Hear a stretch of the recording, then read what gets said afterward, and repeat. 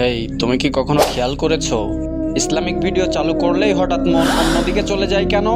তুমি স্ক্রল করছিলে, সবকিছুই ঠিক ছিল, কিন্তু ইসলামিক ভিডিও সামনে আসতেই মনে হলো পরে দেখবো।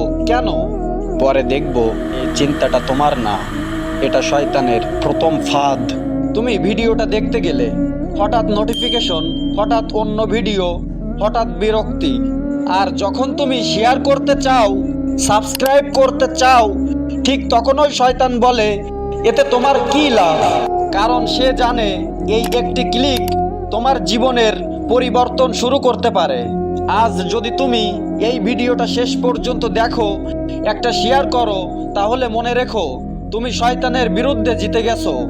তুমি কার পক্ষে দাঁড়ালে কমেন্টে বলো, আমি থাকবো তোমাদের অপেক্ষায়।